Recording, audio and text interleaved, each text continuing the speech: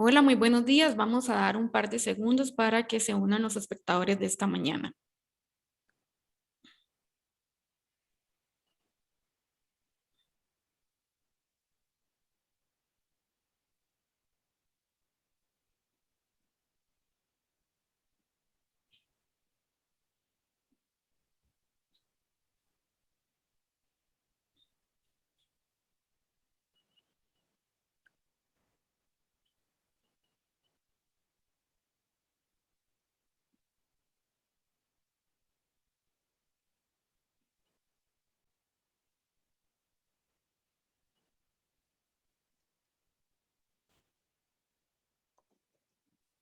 Muy buenos días. En nombre de Aliarse, la organización promotora de las alianzas público-privadas, y en nombre del CANTIC, le extendemos la más cordial bienvenida a la señora Alicia Bendaño, al señor Carlos Meléndez, al señor Jorge Mora y al señor Cipian Solerna, representantes del gobierno, representantes de las diferentes empresas privadas y organizaciones no gubernamentales, señoras y señores.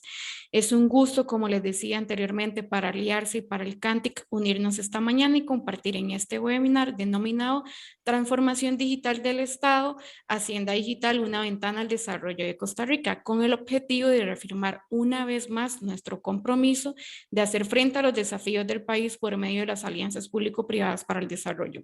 Estamos convencidos que en el contexto actual es necesaria la articulación de todos los actores sociales y económicos de Costa Rica. El país nos necesita trabajando de forma colaborativa. El interés común de cada sector, ahora más que antes, deberá responder a cumplir los mismos objetivos de desarrollo para salir adelante con los desafíos actuales. Finalizo reiterándoles nuestro agradecimiento por su participación en este webinar y en especial por su compromiso de seguir contribuyendo al desarrollo sostenible de Costa Rica. Les recuerdo y les invito a hacernos llegar sus consultas por medio del chat. Sin más preámbulos, cedo la palabra al señor Paul Ferboy. Muchas gracias, Jennifer, y muy buenos días a todos que nos acompañan hoy.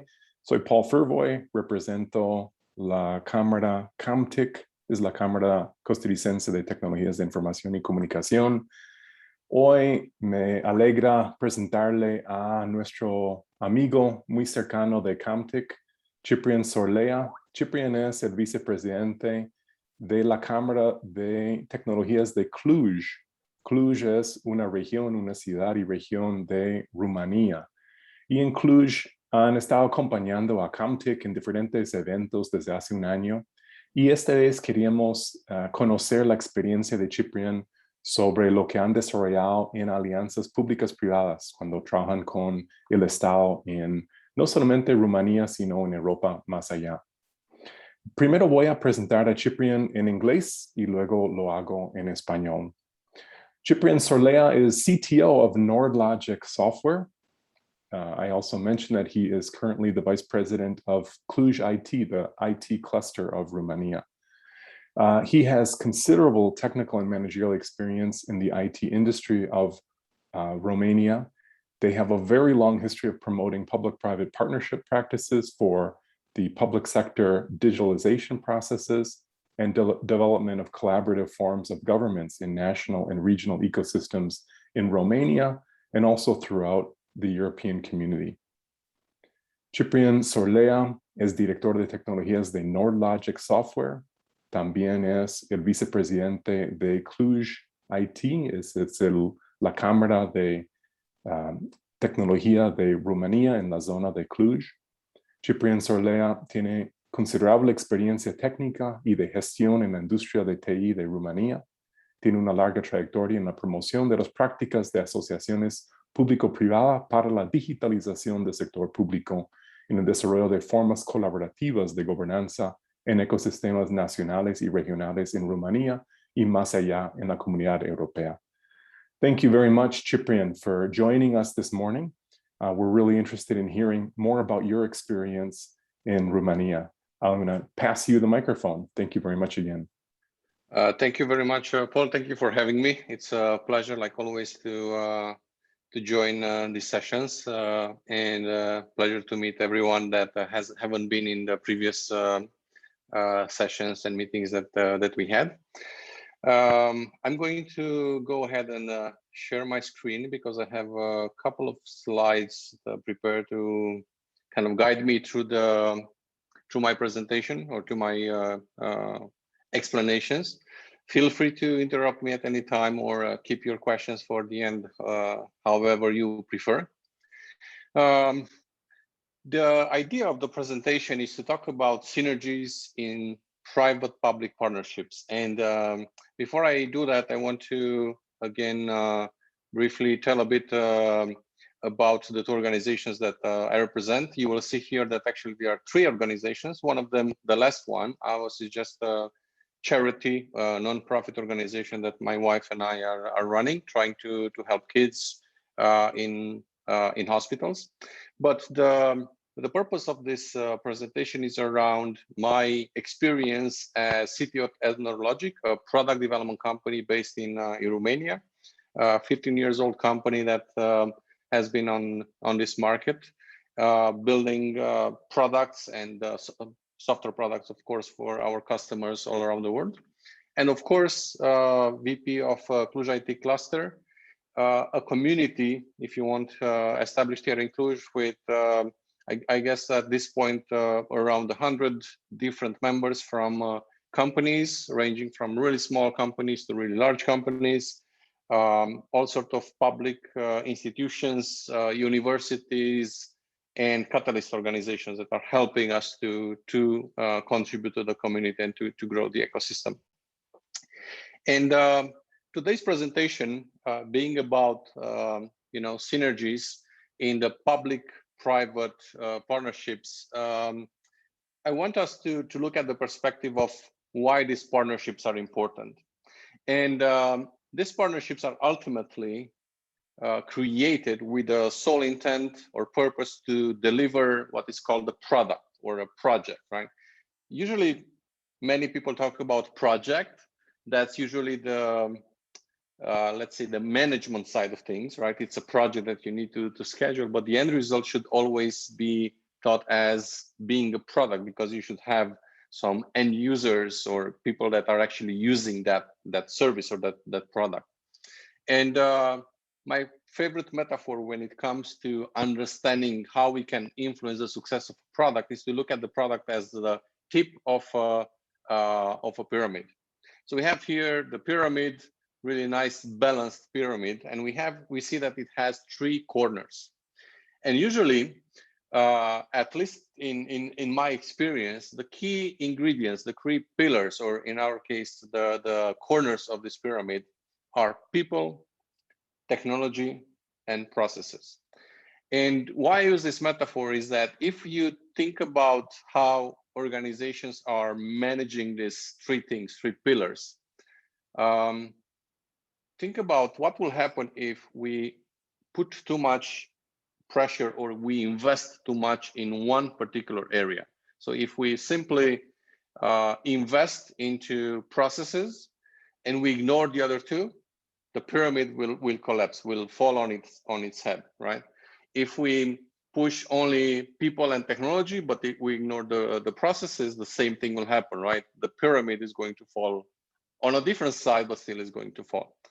So it's key to be able to understand and to manage these three different pillars, especially when companies and institutions, public institutions, are working together in a project. And my experience and the things that I'm going to tell you come from, let's say, experience in the past 5+ years, in which I have been involved with various projects of various sizes, either with local municipalities or city council or different, let's say, institutions across the country, different ministries or different organizations as part of those ministries in different areas, if you want, starting from coaching, training people, introducing technology, providing just an advisory perspective over projects that they are running, altogether to defining strategies, defining product architectures, or running actual products with those entities.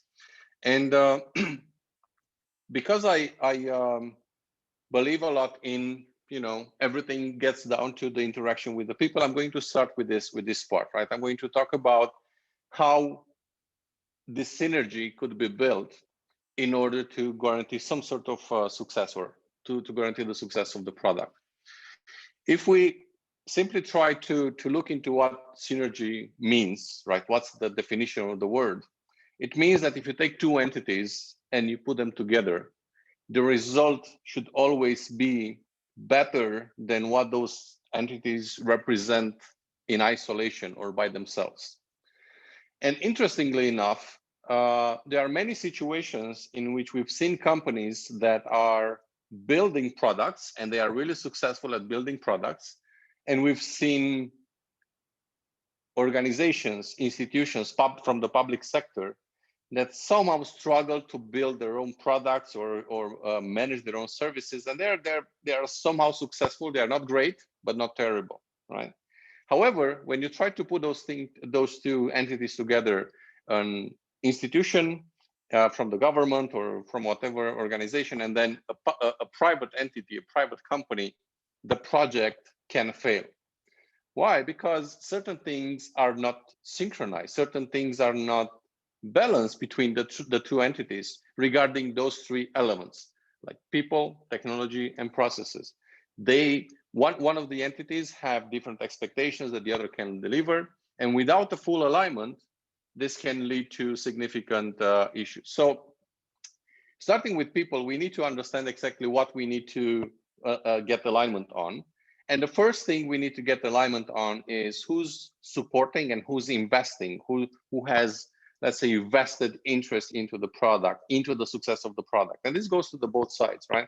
We need to understand always who benefits directly from the success of a product, because that person will also be heavily involved and will heavily support the outcome of the product and the good, let's say, development or the practices that are going to be adopted. So we need to have a full understanding about those that are key drivers, supporters, investors into the product. And those should be involved in early conversations to make sure that they are fully aware of what's going on.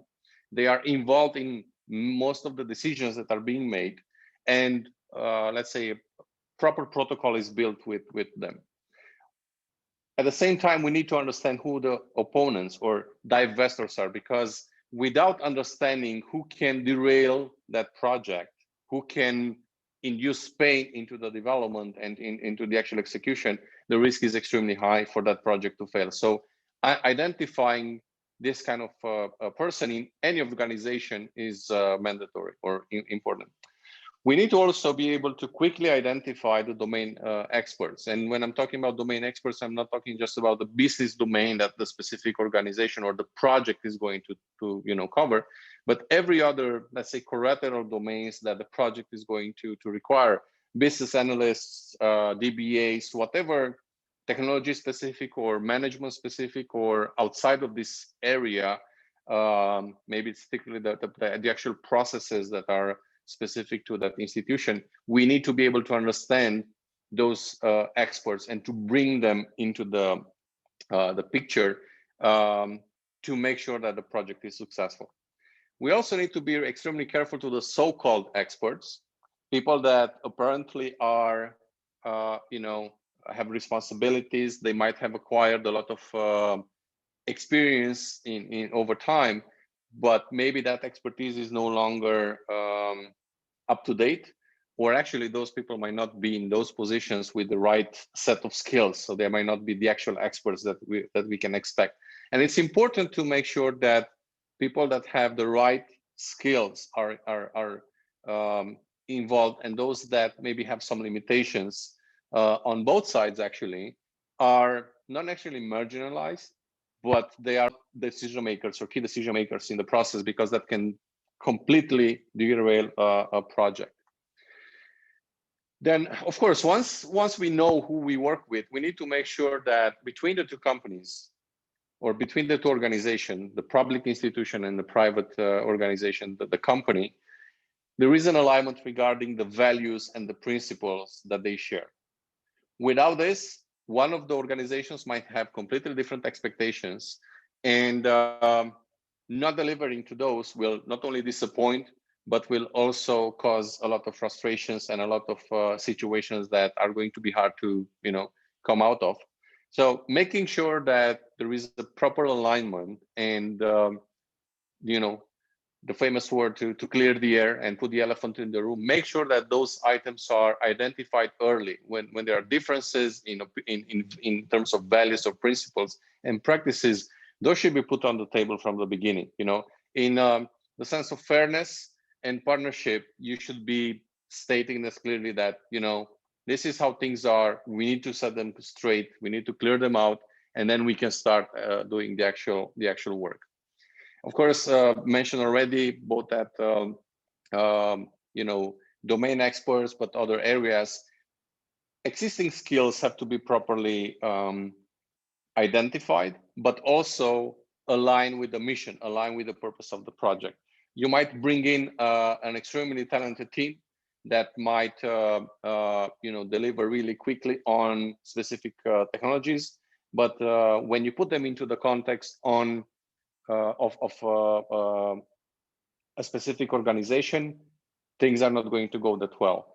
And I've seen this many times. More recently, a couple of years ago, when I was visiting a customer in Eastern Africa, and I got the chance to audit one of their projects. And even though the company that was building this was extremely dedicated and they had good professionals, but their skills were completely unaligned with what the actual project was going to imply. And because of that, there were a lot of rework and there were a lot of things that were missed.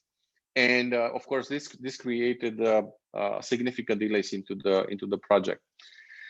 Align with values and principles. It's also to understand the culture, how they operate, how are the wheels working in that organization, in both in the private or in the public organization and institution. Because again, not having an aligned culture can lead to significant issues.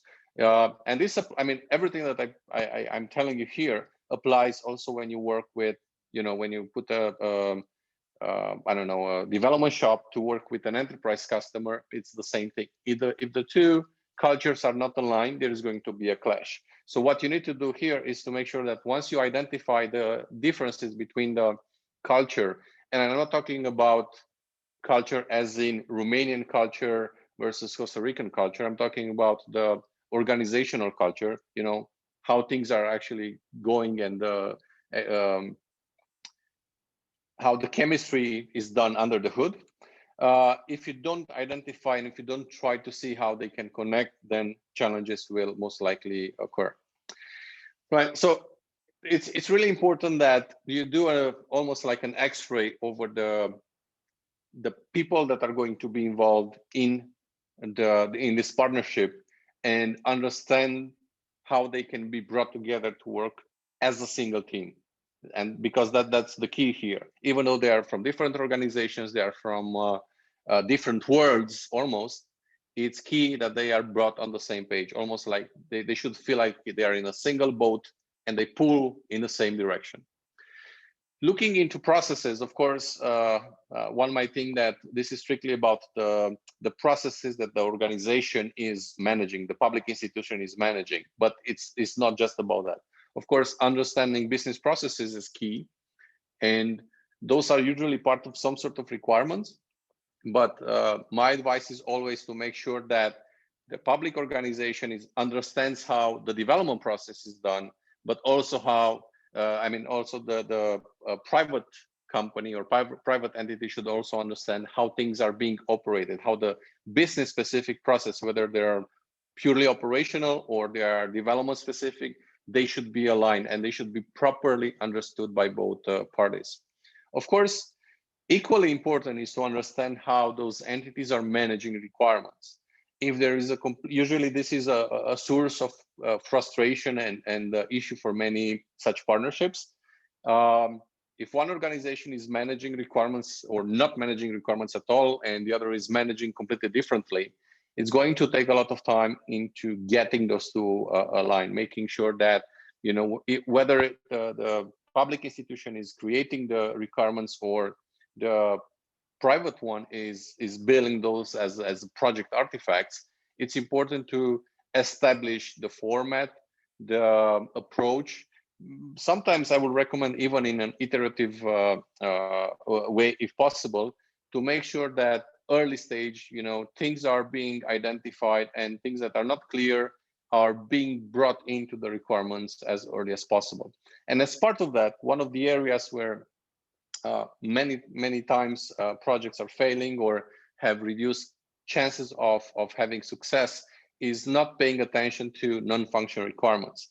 And usually when I work with organizations that just as consultant to guide them through some of these processes, the first thing I try to look into is what are the non-functional requirements that are defined, who defined those non-functional requirements. And if I see something fishy, one of the first thing I do, as I said, is to make sure that I bring everybody on board and try to make it clear for everybody the importance of such non-functional requirements. We have workshops, we discuss, we debate, and then we make sure that everybody's contributing to that. Because non-functional requirements are the type of requirements such as security, performance, scalability, and other things that can significantly impact the way a product is being done. To give an example, again, a couple of years, auditing such a project, which was a big governmental cloud system for all the institutions to communicate and collaborate. Unfortunately, even though the product was all the requirements were extremely detailed, the non-functional requirements were covered very briefly. So of course, the company that implemented had no idea what the expectations were, and they implemented what they thought it's best case scenario. But as soon as that audit that we did revealed the gaps, and the two organizations realigned their expectations, it was identified that there was a huge gap between what the institution was expecting and what the company was going to deliver. So again, this led the company to have to spend 6 more months on their own money to fix the issues that were identified during that audit and after the realignment, because it was something that in the contract they were supposed to be doing and it wasn't done. So really early in the process, it's extremely important that requirements, both as actual requirements, also as a requirements management process, and non-functional requirements have to be properly identified. Same thing with practices such as quality management and user acceptance testing, prioritization and planning, risk management. All these things have to be aligned, because without proper alignment early in the product, there are going to be complete different set of expectations between the two different organizations on processes that are not just implementation specific, but they are kind of orchestrative in nature. Those have to be aligned, expectations have to be clear, and then things will go much smoother than otherwise. Of course, one of the other pillar is technology, and this is sometimes hardly the area where an institution is going to drive the decision making. But I will say that most of the time it's important to look at technology requirements from the perspective of both organizations. Sometimes organizations can deliver some solutions really fast if they go with a specific technology stack, with specific architecture, with specific infrastructure. And if that is not going to be aligned with what the actual institution needs, it's going to be extremely hard to do anything. Because during the tendering, there are, depending on, from country to country, from tender to tender, the amount of details that gets into the actual technology requirements is different. Many things can be established after the implementation starts, especially if it's something that's supposed to be innovative and so on. But then after the implementation starts, or after the implementation is done, unfortunately, it is detected that things haven't gone as smooth as required. Same thing with the constraints. Maybe there is some legacy system or legacy database or other systems in place that have to be used, those have to be realigned early in the process.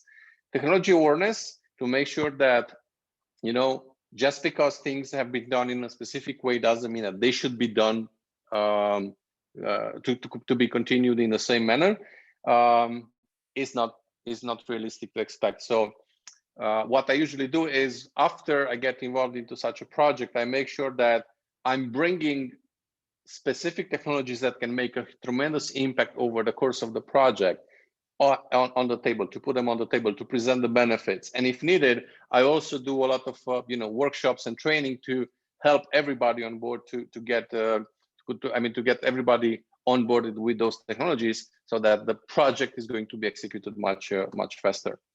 Also, one of the things that can be related to technology is actually the technology interest.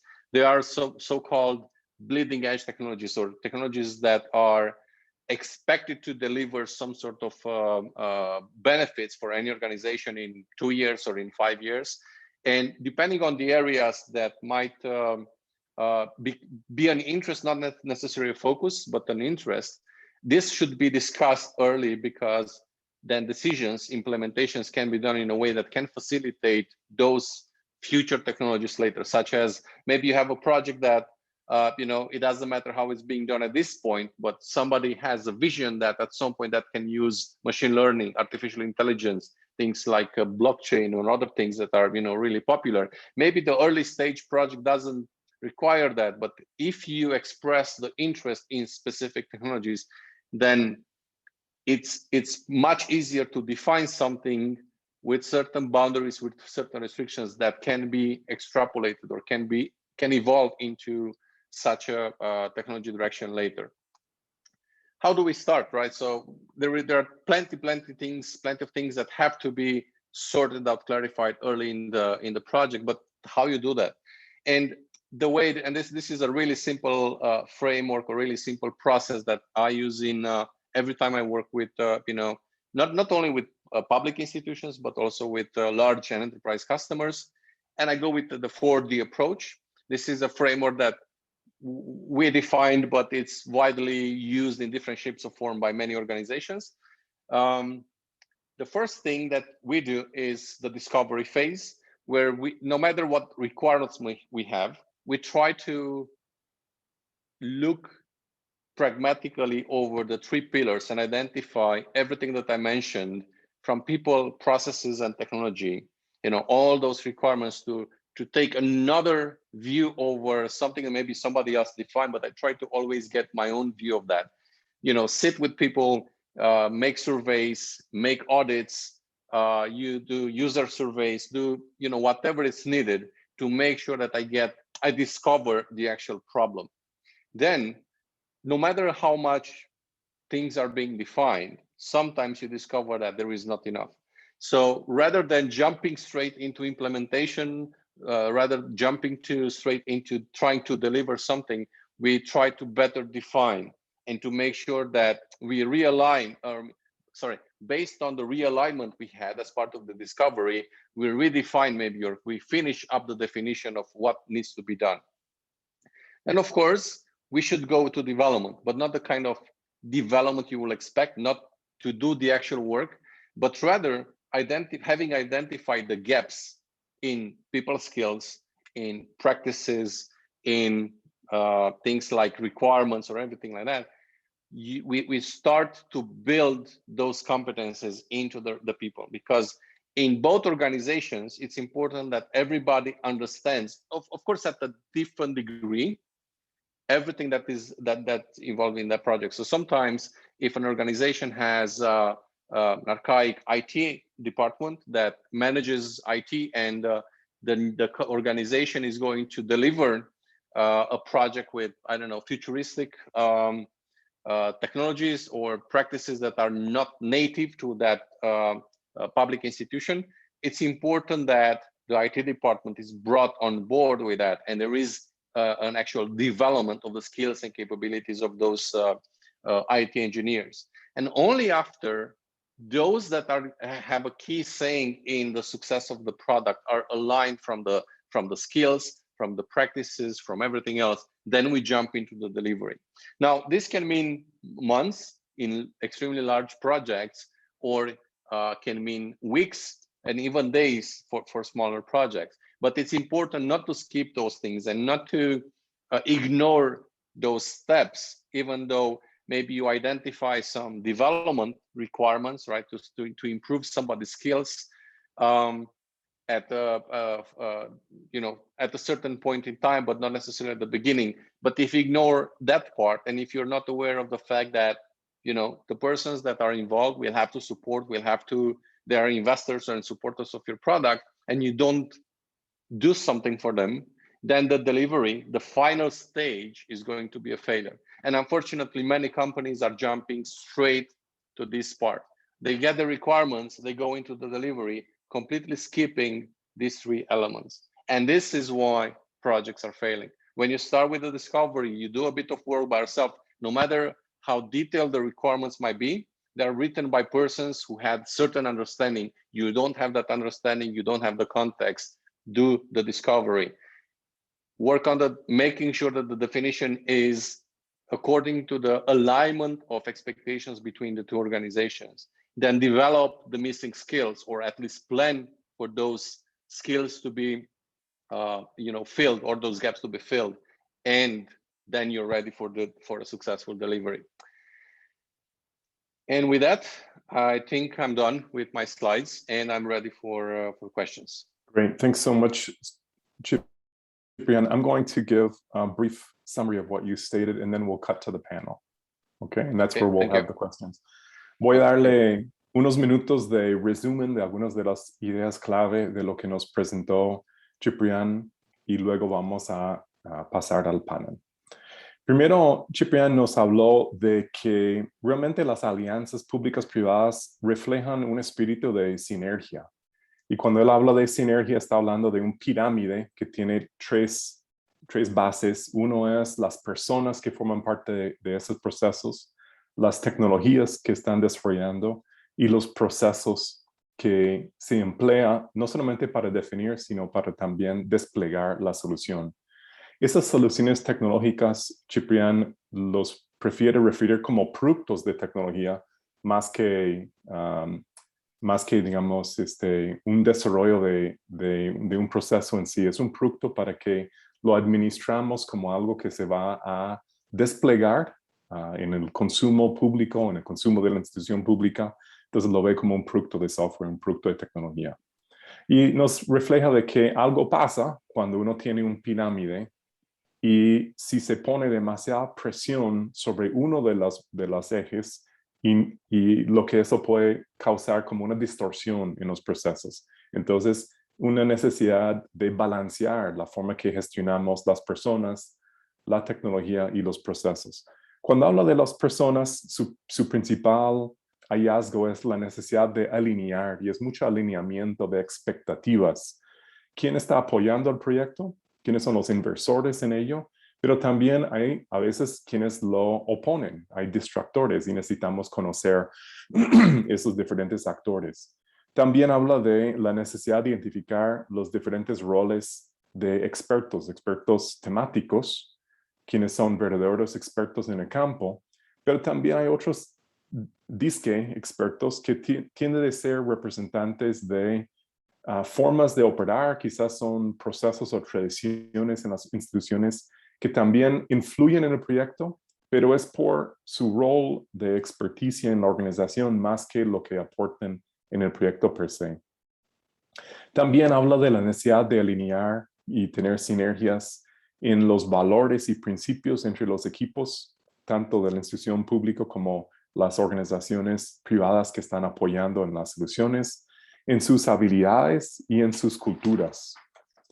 En cuanto a los procesos, habla de que es importante que los equipos públicos y privados se alinean en sus procesos de negocio, cuál es la solución que están desarrollando en conjunto, y luego también en los procesos de desarrollo, cómo lograrlo, cómo ejecutarlo. En esos procesos de desarrollo hay requisitos que terminan siendo funcionales, por supuesto, pero también hay que dar suficiente claridad sobre los requisitos no funcionales, como es el caso de la seguridad de la información. Y menciona el caso de lo que han desarrollado como soluciones de nube pública en Rumania. También en el área de la tecnología hay alineamiento que hay que hacer entre la institución pública y quienes participen desde el sector privado, tanto en las claridades de cuáles son las necesidades que tiene la institución pública. Cuando tienen necesidades tecnológicas, tiende a ser por los estándares de interoperabilidad que están empleando en sus soluciones y la necesidad de que la institución, la empresa privada, respeta y entiende esos estándares. Pero también hay restricciones, hay cosas que la institución pública no puede soportar y necesita también tener claridad de cuáles son esos limitantes. A veces resulta que en la área de tecnología hay expectativas de poder emplear los llamados como nuevas tecnologías, en donde la institución pública y la gobernanza a través de la dirección de gobernanza podría tener una visión en donde quiere expresar un interés en emplear nuevas tecnologías para ir forjando capacidades institucionales para el futuro, en donde mencionó como la necesidad de tener esa expectativa clara desde el inicio para que podamos alinear y estar desarrollando lo que sería habilitadores para futuros desarrollos tecnológicos. Y en todo esto hay un proceso, ¿verdad? Y menciono al final ese proceso en donde necesitamos sentarnos a hacer el descubrimiento en conjunto de cuál es la solución que se requiere, definir todas las condiciones que mencionamos de personas, procesos y tecnología, para que luego en el desarrollo de la solución y finalmente en desplegar la solución, estamos asegurados de que lo que se va a terminar desarrollando y desplegando respeta lo que fue el proceso de descubrimiento y las definiciones que logramos. Eso sería un breve resumen y quiero ahora devolver la palabra a Jennifer, quien nos va a introducir al panel. Muchas gracias. Jennifer. Hola, muy buenos días.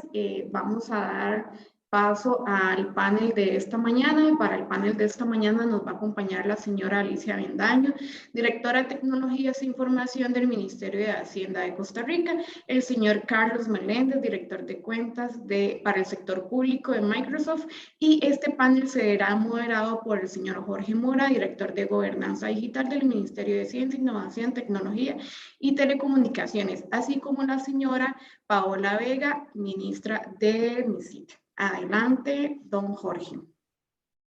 Bueno, muy buenos días a todas y a todos los que nos acompañan el día de hoy. Más de 130 personas conectadas en este momento.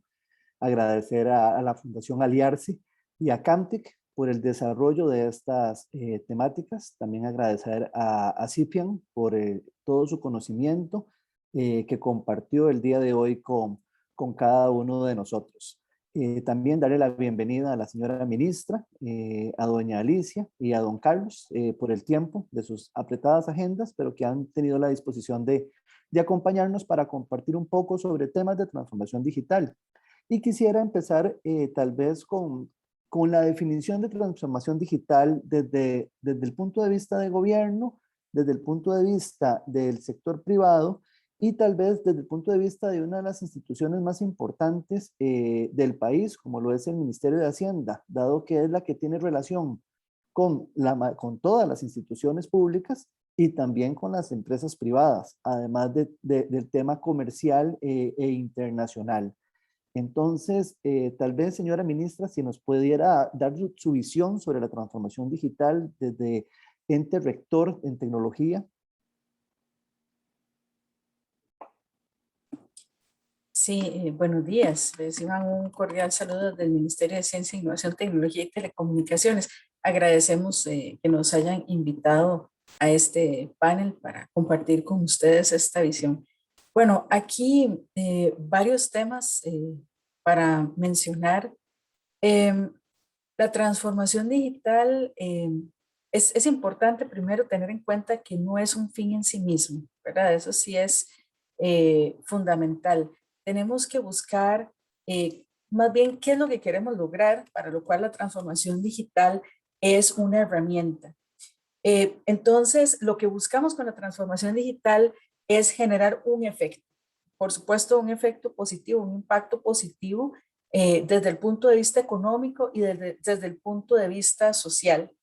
Cuando hablamos de digitalización, de gobierno digital, etcétera, lo que estamos buscando es una influencia positiva para impulsar, para potenciar, para hacer más eficiente, para ofrecer más y mejores servicios, para facilitar la comunicación entre los diferentes actores de la sociedad, para las diferentes formas que tenemos de relacionarlos, ya sea estas de manera, por ejemplo, laboral, de formas relacionadas con servicios que se ofrecen, pensando ahorita en gobierno digital, por ejemplo, servicios que se ofrecen a empresas y personas, facilitar también la interacción de empresas y personas con el sector público.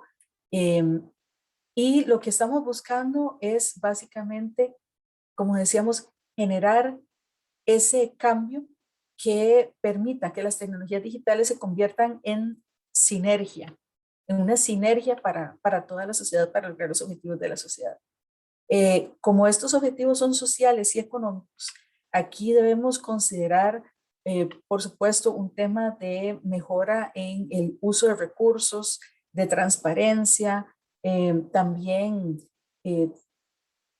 por otro lado, como decíamos, lograr que desde el punto de vista del aparato estatal, lograr una integración del Estado también a nivel digital, que el Estado sea uno solo para el servicio y el beneficio del sector productivo y de las personas. Significa también que dentro de este proceso de transformación digital, al participar también empresas, personas, los diferentes sectores, debemos buscar un enfoque centrado en las necesidades de estos sectores, de las personas, de las empresas. También debemos buscar un enfoque inclusivo y previsor, podríamos decir, de las necesidades, no solamente actuales, sino futuras. Cuando estamos hablando de transformación digital, lo que buscamos es que todo fluya. Si hablamos en términos, por ejemplo, del aparato estatal particularmente, lo que buscamos es, a lo interno de las instituciones, debe haber una verdadera integración de sistemas, debe haber una interoperabilidad de sistemas a lo interno y una preparación de todos estos sistemas basados en cuál es el objetivo que queremos lograr, no en el sistema como un fin en sí mismo, sino que, como decíamos, basados en cómo podemos después también interactuar por medio de interoperabilidad con otras instituciones e incluso con otros países más adelante. Es un concepto integral. Y desde el punto de vista económico y social, por supuesto que buscamos que esta transformación digital sea un elemento potenciador de las actividades productivas. No significa, como a veces la gente piensa, podríamos decir, la ciudadanía a veces cuando le hablan de transformación digital, tal vez se imagina muchas cosas relacionadas con tener más personas estudiando carreras relacionadas con informática o semejantes, pero más allá de eso es cómo empresas y personas se apropian de esta tecnología para lograr un beneficio y para lograr un crecimiento y un desarrollo equitativo, armónico y beneficioso para todos. Está en mute, Jorge. Está muteado. Gracias, ministra. Gracias, Paul. Importante lo que menciona sobre el tema de cómo hacer que los procesos fluyan dentro de las instituciones. Y tal vez aquí doña Alicia nos pudiera comentar, dado que está liderando una de las instituciones que más servicios le da al país y que tal vez más personal tiene humano que está involucrado en estos procesos, ¿Cómo logramos, doña Alicia, llevar este proceso de transformación digital dentro de las instituciones de gobierno y cuáles son los beneficios que podemos o esperaríamos como país con proyectos tan importantes como el de Hacienda Digital que en este momento lidera el Ministerio de Hacienda? Sí, muchas gracias. Primero, pues agradecer a Canti y a la Fundación Aliarte por la invitación y pues saludos a todos los panelistas. Realmente el tema de transformación digital, tal como lo señala la señora ministra, es fundamental para el desarrollo de los países. Realmente nosotros hemos buscado cómo tener una definición clara para la guía específica de lo que estamos haciendo. El ministerio está planteando una transformación digital del ministerio, básicamente enfocada a, tal como lo señalan algunos expertos, a no enfocarse solo en la tecnología, ¿verdad? Eso es parte de esa transformación que tiene que darse. Pero así es parte es cambiar nuestras herramientas, pero también más bien querer saber, o sea, tener una estrategia diferente, un liderazgo y nuevas formas de pensar. Si nosotros usamos solamente el cambio tecnológico, pues vamos a tener no vamos a tener el efecto que queremos, que es esa transformación digital. En el Ministerio de Hacienda se está pensando cómo lograr la digitalización generalizada del ecosistema, ¿verdad? De ese ecosistema que está inserto el Ministerio o la Hacienda Pública, específicamente vinculado a sus áreas de operación. Tenemos áreas como ingresos y egresos, ¿verdad? Que componen un ecosistema global que está conformado inclusive por 100 instituciones públicas, 2 millones de ciudadanos que interactúan todos los días con Hacienda, 180,000 funcionarios públicos que se vinculan en esa operación. Entonces, realmente el Ministerio de Hacienda está planteando esa visibilidad o esa transformación de ese ecosistema, involucrando cambios en su operativa, en los procesos, cambiando cómo introducimos innovaciones y diferentes formas de pensar. Realmente el Ministerio de Hacienda se ha planteado como objetivo, pues sí, modernizar y digitalizar todos sus sistemas de información para objetivos muy claros, porque el Ministerio tiene objetivos muy claros que tiene que darse, como es el mejoramiento del pago de los impuestos, reducción de la evasión fiscal, realmente también tener la eficiencia y eficacia en el gasto. Y un factor fundamental que está planteando es cambiar, digamos, la cultura institucional para tratar al ciudadano como cliente. Y ahí también ahí parte el concepto de lo que decía la señora ministra, de tener un resultado tangible, un valor agregado. Nosotros tenemos que darle valor al ciudadano como tal, valor de disminución de costos, de esa interacción con el Estado sea diferente, esa transformación sea diferente. Así plantea un impacto considerable, tanto desde el punto de vista económico como desde el punto de vista de procesos. Entonces es una transformación completa, pero no es solamente la inserción de tecnología. Por eso el proyecto conlleva 3 áreas específicas, que es la tecnología. Nosotros en la actualidad tenemos 59 sistemas de información desconectados que repiten al ciudadano, piden la misma información al ciudadano 7, 8 veces. Donde no hay interacción completa, donde yo no tengo un flujo completo transversal de lo que se hace en esas áreas de ingreso, de egresos, donde también el ciudadano pues le hacemos casi la vida imposible para que pague sus impuestos. Y eso no agrega valor, no somos competitivos, no somos eficientes y pues no trae el impacto que se quiere. Ese es uno de los objetivos de esta transformación digital. No, muy bien alineado, doña Alicia, lo que nos comenta con los pilares también que Ciprian nos mencionaba sobre el tema de procesos, sobre el tema de tecnologías y sobre el tema de las personas. Y don Carlos, desde la visión del sector privado, el tema de transformación digital y me permito más bien subirle un poco el nivel de dificultad, hablándole un poco sobre cómo impulsamos esta transformación digital por medio de la implementación de los sistemas tecnológicos y cómo logramos una adaptación para estas nuevas herramientas dentro de las organizaciones, tanto públicas como privadas. Sí, gracias. Bueno, antes que nada agradecer la invitación y más que encantado de poder conversar con estos temas que, como bien dices, es un tema país, porque al final el Estado tiene un reto importante porque es un facilitador del desarrollo de todo este tipo de iniciativas y en donde el valor que brinda al sector privado y al resto de la ciudadanía pues es totalmente crítico. Yo creo que un punto bien importante es que la transformación digital, si bien es cierto, la relacionan con el tema de tecnología, coincido totalmente con los panelistas que es un cambio cultural.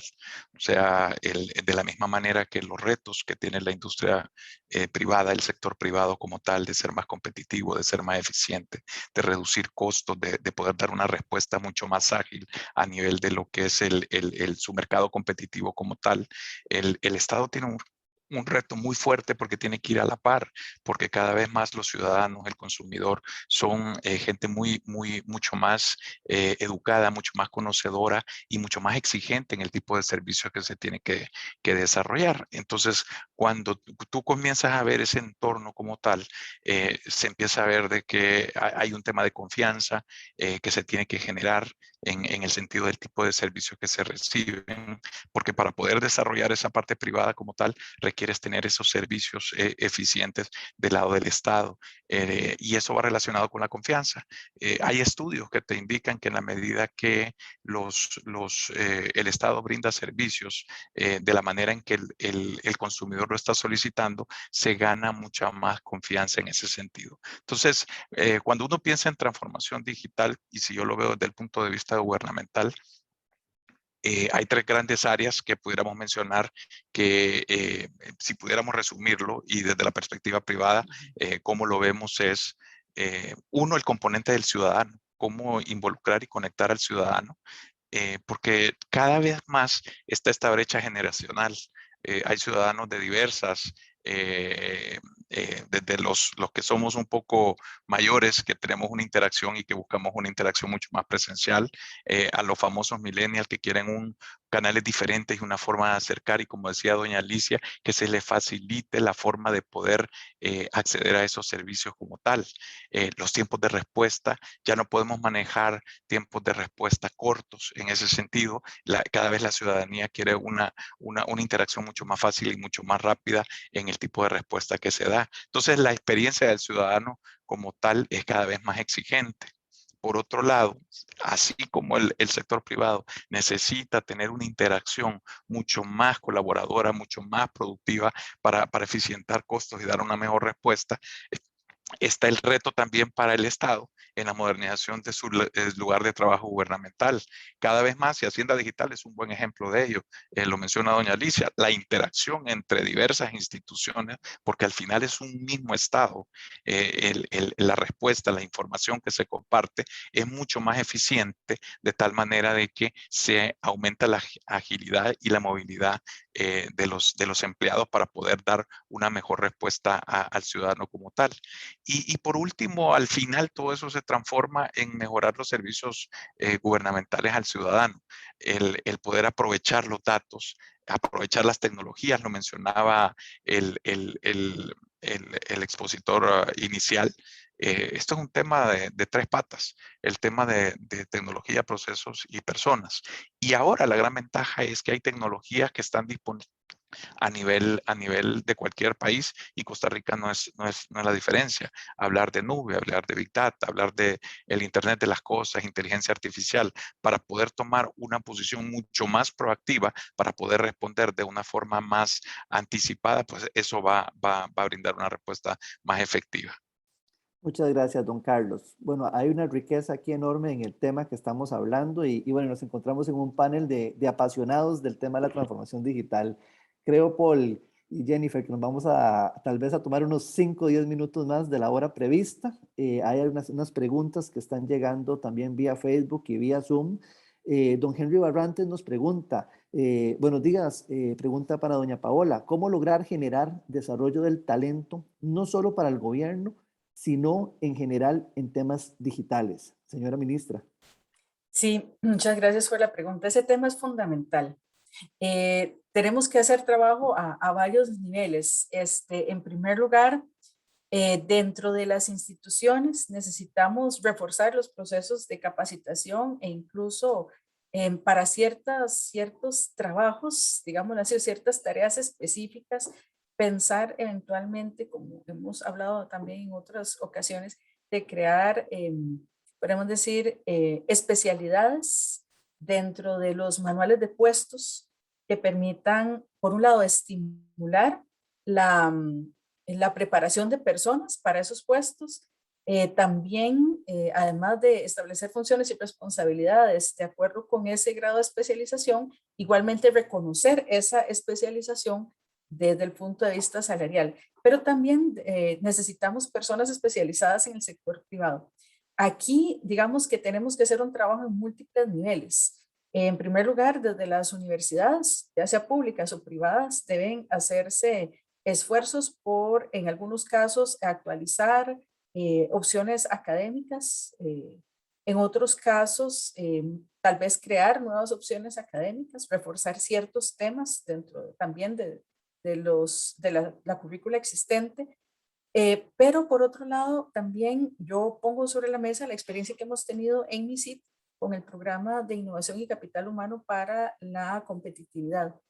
Este programa nos ha permitido capacitar profesionales en temas relacionados con transformación digital, ciberseguridad, que es una de las bases de los pilares que definitivamente debemos tomar en cuenta en la transformación digital, de manera que personas que ya están incluso trabajando y otros que vienen graduándose puedan ahondar en estos temas de una manera, podríamos decir, con un abordaje más rápido, pero muy preciso con respecto al contenido para que puedan aportar lo más rápido posible a las instituciones y a las empresas. Creo que hay que hacer esos esfuerzos en todo nivel.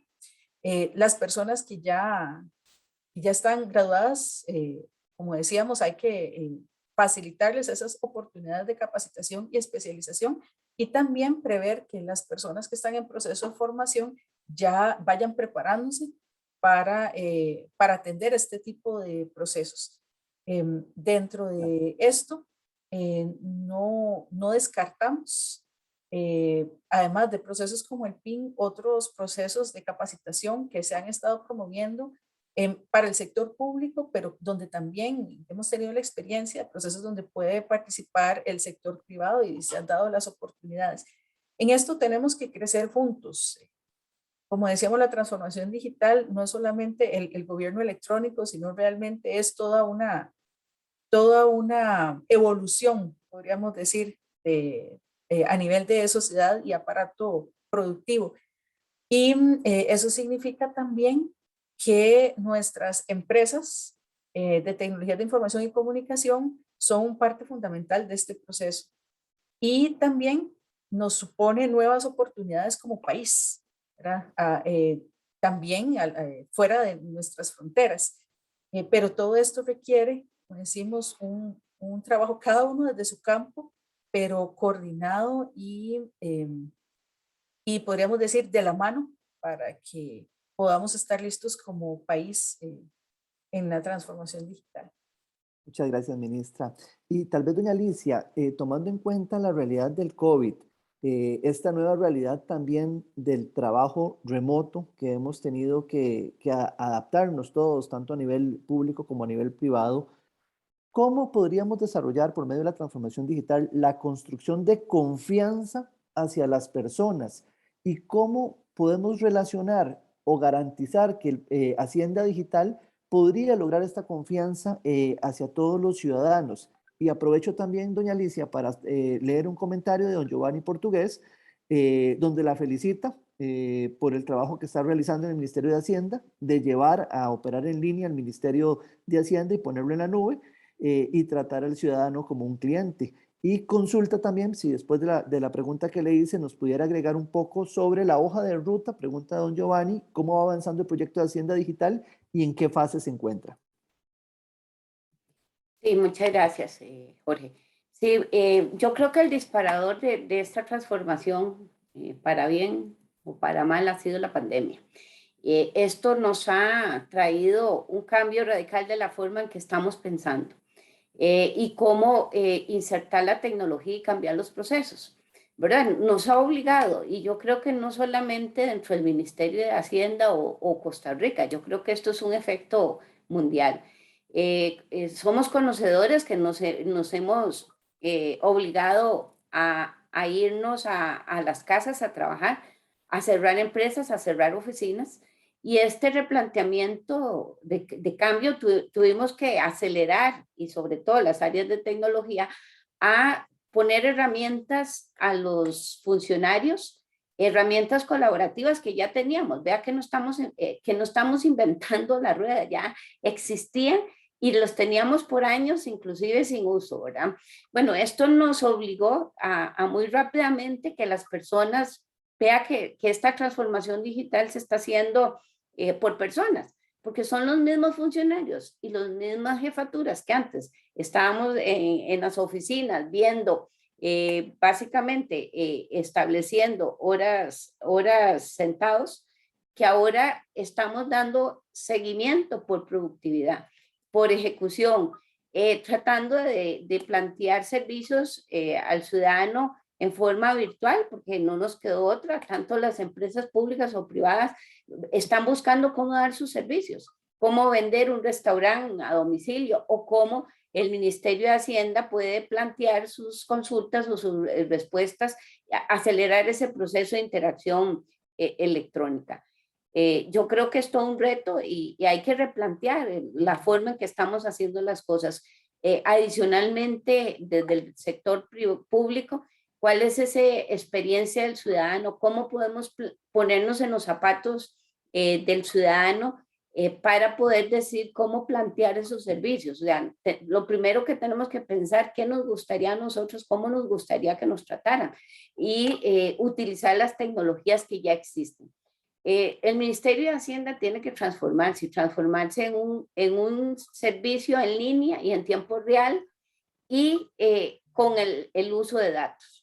O sea, nosotros tenemos que saber con quién estamos tratando, quién es. Esa diferenciación de personas nos lo da también los perfiles. ¿Cómo podemos saber si estamos hablando con un emprendedor, con una persona que no tiene tiempo para llenar un formulario o hacerlo rápidamente? Esa es la transformación que tenemos que dar. Y capacitar a los funcionarios públicos es sumamente importante. Uno de los elementos fundamentales es que ya los perfiles o los manuales de puestos actuales ya no están aptos. Tiene que haber una transformación tanto del reclutamiento, de la selección, de la formación, de cerrar brechas de conocimiento para que esta transformación digital se pueda dar. Es fundamental porque si seguimos pensando igual y no usamos la tecnología, no usamos los datos, no sabemos cómo tratar al ciudadano, pues por más tecnología que exista de última generación, no vamos a hacer esa transformación. Nosotros estamos muy claros y el mismo Servicio Civil dentro de esta transformación digital está participando. Yo les dije que son casi 100 instituciones. Bueno, una de esas es el Servicio Civil. El Servicio Civil está en el proceso, igual que nosotros, de transformación, de cómo reclutar, de cómo seleccionar, de cómo debe actualizarse sus manuales de puestos, y también eso corresponde a cada institución. Ya los manuales de puestos existentes están obsoletos. La formación tiene que garantizarse y además pues tiene que haber una evolución a todo el estado, ¿verdad? A todo el país. Las universidades tienen que también revisar sus carreras universitarias y replantear una forma de formación diferente. En cuanto a Hacienda Digital, el proyecto está en su fase inicial de ejecución. Hemos avanzado bastante en el proceso de definición de requerimientos, de preparación de cuál es esa visión con expertos internacionales. Nosotros sí hemos tenido pues el norte de buscar experiencias internacionales que hayan hecho esto, o sea, no empezar a inventar la rueda, sino cómo lo han hecho otras administraciones tributarias, otras administraciones aduaneras, otras administraciones financieras. ¿Cómo queremos un Ministerio de Hacienda Pública, que ya haya hecho este proceso? Bueno, hemos visto experiencias de Latinoamérica muy cercanas, como Colombia, como Uruguay, como México, como Argentina, y algunas también fuera en Europa, en Asia, porque yo creo que lo más importante de esto es ver cómo ha evolucionado y cómo podemos evolucionar rápidamente para alcanzar el desarrollo o el cambio, ¿verdad? Entonces, Claro.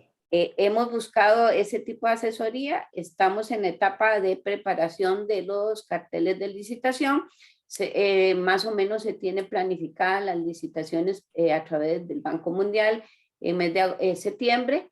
Septiembre sería la fecha de publicación en donde pues instamos a todo el sector privado a participar, ¿verdad? Eso es esencial. Pues estamos también en un proceso de formación de los funcionarios, estamos también contratando una universidad donde nos prepare para cerrar brechas y prepararnos para ese cambio futuro, donde tengamos preparación de nuestro recurso humano para poder tener pues los retos que va a tener esta transformación. Doña Alicia, y rápidamente, y siguiendo con uno, menciona usted que parte del trabajo que viene con los términos de referencia habla de procesos, y don William nos consulta sobre ese tema de los procesos en Hacienda Digital y que si vienen procesos de simplificación de la compleja legislación tributaria. Entonces, si rápidamente nos pudiera comentar sobre eso antes de pasar Sí, con don Carlos. Sí, claro, parte del proceso que se ha hecho pues es ver esas mejores prácticas. Nosotros lo que queremos plantear es un cambio radical, no es adoptar la tecnología por adoptar, sino buscar esa transformación digital que también va a conllevar un análisis de la legislación, de los procesos actuales y de esa visión futura. Esto Claro. puede decir que se requiere cambios de ley en un determinado momento y se van a plantear los cambios. Nosotros basamos en que el modelo que queremos es un modelo en línea, en tiempo real y utilización de datos. Lo que significa es, yo no le quiero pedir al ciudadano información que ya yo tengo. Yo lo que necesito es que el ciudadano sea, que su pago de impuestos sea eficiente, efectivo y que no, o sea, y tengamos una experiencia más bien del ciudadano con Hacienda de que más bien pague los impuestos en forma, digamos, fácil y que realmente nosotros nos convertamos en sus asesores, en decirle qué es lo que tiene que pagar, en qué tiempo tiene que pagar y acercar al ciudadano pues al Ministerio de Hacienda, Claro que sí. dándole esa garantía y esa transparencia y, digamos, y efectividad. Don Carlos, y la última pregunta para usted y después vamos a hacer un cierre de 1 minuto con una pregunta para los 3 panelistas.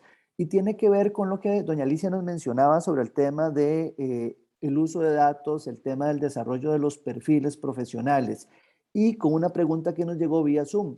¿Cómo relacionamos todo esto y cuál debería ser el papel de la ciberseguridad en todos estos procesos de transformación digital, tanto a nivel privado como a nivel público? Totalmente, sí. De hecho, el tema de ciberseguridad es algo que que atraviesa todos los pilares. O sea, es fundamental porque está dentro de lo que llamamos la construcción de la confianza del ciudadano.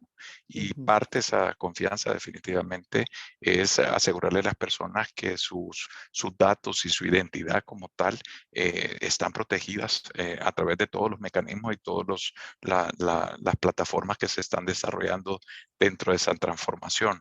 Pero no solo es el tema de seguridad, ahí va implícito toda la parte de la privacidad y la confidencialidad de la data, que prácticamente viene a ser ya un derecho humano el manejo de mis datos personales como tal, ¿no?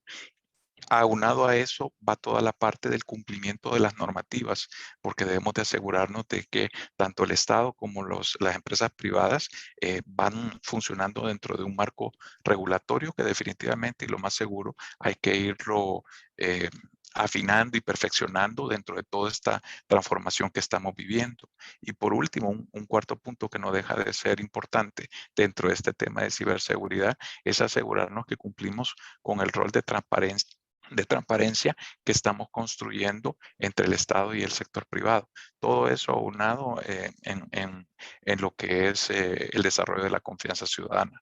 Ciberseguridad es un esfuerzo permanente en el que tenemos que estar trabajando todos, porque ustedes saben de que las instituciones del Estado a nivel global, no solo es Costa Rica ni la región, es a nivel global, las instituciones del Estado son objetivos principales en el tema de vulnerabilidad y ataque en el tema de seguridad de datos como tal. Y don Carlos, si me quedo con usted con el último tema, en unos 30 segundos, ¿cómo promovemos desde el sector privado las relaciones públicos-privadas, las alianzas público-privadas para poder lograr una transformación digital en nuestro país?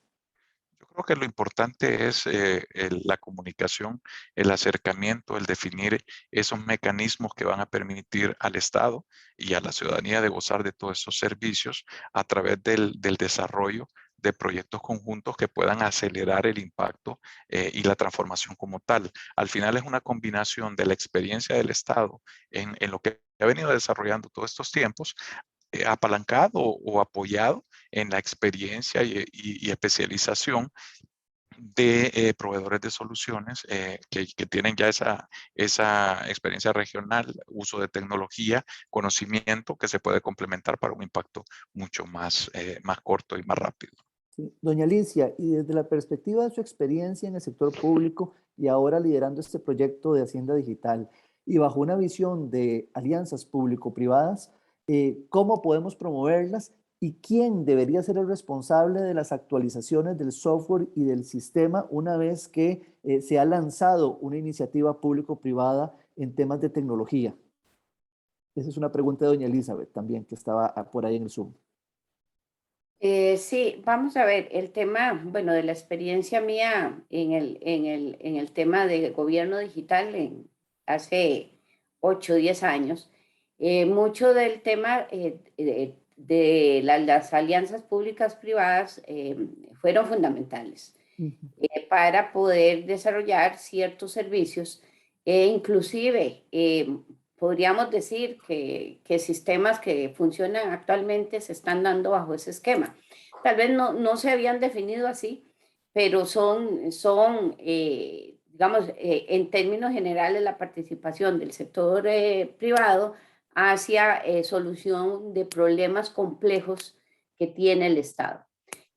La definición de reglas muy claras tienen que establecerse, ¿verdad? Porque hay soluciones que yo creo que con alianzas públicas privadas se podrían generar impactos importantes en toda esta complejidad que tiene el Estado. Uno de esos que podríamos plantear, bueno, ¿por qué no se hace una alianza pública privada para la solución de las citas de las licencias? Así como se hizo la solución de la emisión de las licencias, que en este momento pues es el Banco de Costa Rica o inclusive Correos de Costa Rica y otras empresas que podrían generar ese tipo de solución. Yo creo que el mismo MISID como ente rector debería de plantear esquemas para la parte tecnológica y plantearse dentro de esquemas de concesión o no sé qué figura, pero sí son muy importantes. Hay problemas y soluciones que tienen que darse en el tiempo y permanecer. Y eso garantiza una sostenibilidad, inclusive Claro. podría ser que se autofinancie, porque el mismo servicio de licencia se autofinancia. El banco puede cobrar $5 o Correos cobran $5 y genera todo el servicio, evitando toda una problemática que tenemos, ¿verdad? Entonces, sí es importante el análisis de ese esquema, porque yo lo que he visto y la solución han sido eficientes, donde el riesgo lo toma el sector privado, donde yo pago por servicio y que realmente lo que está haciendo es una sostenibilidad del proceso. Claro. Son muy eficientes. Lo que hay que buscar es cómo se hace la regulación y cómo se establecen esas regulaciones. Bien lo señalaba el consultor anterior, que son las tres patas, ¿verdad? Es el sector privado, el sector público y ver cuál es ese problema que tenemos para solventarlo. Y cómo establecer esas reglas y esa claridad. Muchas veces se pueden hasta decir que no, que eso no es correcto. Yo creo que buscando las cosas, las formas se pueden hacer. Y eso es una solución que podría acelerar el proceso de la transformación digital del Estado. Gracias, doña Alicia. Y señora ministra, como ministra rectora en tecnología, innovación, telecomunicaciones y gobernanza digital, ¿qué deberíamos realizar para impulsar estas alianzas público-privadas en el país? Perfecto. ¿Cuál sería su recomendación? Gracias. Son acciones en varios niveles. En primer lugar, creo que hay un importante trabajo a nivel de comunicación para hacer comprender a la opinión pública, en especial a ciertos actores que han tendido a ver con, digamos, con recelo el trabajo conjunto del Estado con el sector privado. Creo que hay que posicionar la comprensión de las alianzas público-privadas en todos estos niveles. Y por otro lado también eventualmente, recordar el reglamento de alianzas público-privadas, el cual no se descarta que se le puedan hacer mejoras para facilitar esta interacción entre el Estado y las empresas, esta búsqueda, esta consecución de objetivos comunes por medio de las alianzas. Este mismo reglamento establece que el Estado debe también aportar recursos en las alianzas público-privadas. En el caso particular del MISIT, creo que, y de gobierno digital, creo que por medio de la Comisión de Alto Nivel de Gobierno Digital podemos hacer un trabajo de alto nivel para un ordenamiento de los recursos utilizados en tecnologías digitales en el sector público, de manera que, por ejemplo, en este momento, MISIT como ente rector, si quisiera hacer una alianza público-privada, al no tener recursos para un proyecto específico, no la podría hacer. Pero los recursos existen en el Estado. Por ejemplo, Hacienda Digital tiene una cantidad muy importante de dinero. Entonces, en este caso, por ejemplo, si nosotros pudiéramos ordenar todas esas inversiones con apoyo de la Comisión Nacional de Alto Nivel, se podrían facilitar desde MISIT como ente rector toda esta generación de alianzas, porque entonces ya tendríamos, ¿verdad?, de alguna manera la gobernanza también sobre estos recursos y podrían direccionarse mejor. Y también que en todos los proyectos, todos los proyectos que sean clave para el Estado, especialmente los más grandes como Hacienda Digital, desde el inicio se considere todos los lineamientos, las directrices y la participación del ente rector para dirigir estos procesos e integrar todos los sistemas, los grandes sistemas del gobierno dentro de la lógica de proyectos y servicios transversales que estarían manejando se estaría manejando, y también para que todos los sistemas en general que se generen vayan obedeciendo esta lógica y se preparen para interoperar, ¿verdad? Y para construir entonces este Estado digital que pueda seguir expandiéndose de manera fácilmente, como decíamos, no solamente a lo interno de las instituciones, sino también con otras instituciones e incluso prepararse en algunos casos para interactuar a nivel internacional, interoperar a nivel internacional. Por otro lado, también mencionar en este tema de alianzas público-privadas, se puede, por supuesto, generar una serie de directrices, no solamente técnicas, sino también, como decíamos, a nivel de recursos, también desde el MISIT para lograr eficientizarlo.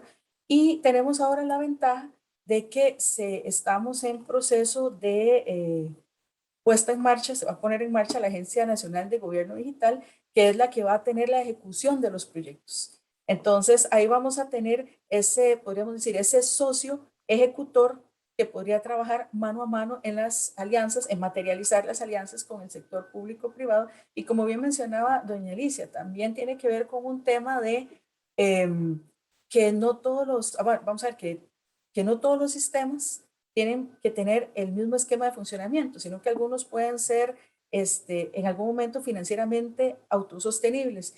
De esta misma forma es que se está planteando, por ejemplo, las opciones de interoperabilidad y el planteamiento mismo de la Agencia Nacional de Gobierno Digital, que debe alcanzar la sostenibilidad financiera en un plazo determinado.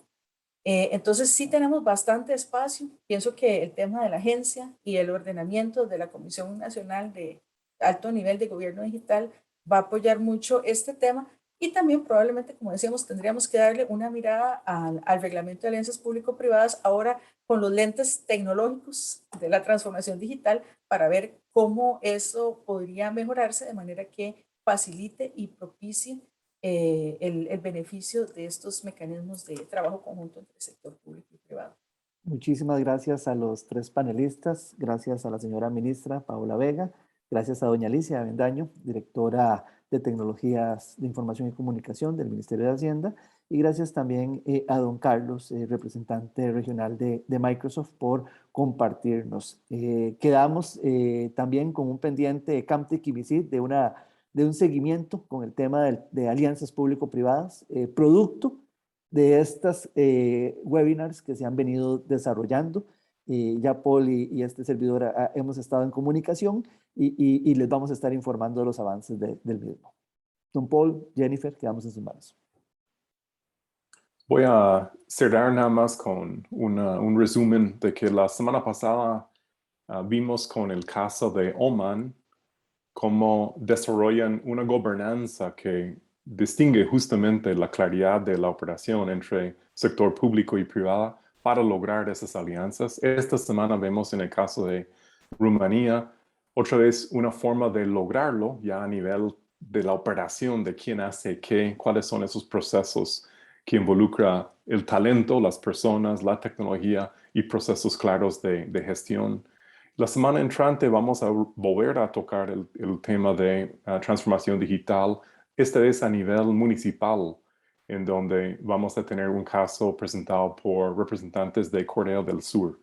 Entonces, justo este mes, que es la mes de la tecnología propiamente, estamos hablando del tema de transformación digital. Yo no podría resumir mejor que lo que hicieron ahora Alicia y Paula en decir que hay muchos mecanismos que podemos emplear para acelerar el proceso de la transformación digital de los servicios públicos mediante obra pública digital, ¿verdad? Es la idea de concesionar en algunos casos la obra pública digital, como se hacen en obras públicas de infraestructura física, y ahora aplicar lo que hace en concesiones del CNC, pero quizás es ahora mediante la Agencia Nacional de Gobierno Digital, que sería el rector de ordenar y poner la reglamentación de cómo logramos ese mismo tipo de concesiones de obra pública digital, con un sentido de la interoperabilidad, ¿no?, de sistemas del Estado propiamente. Quiero agradecer a la ministra Vega, a doña Alicia, Carlos Meléndez por su participación.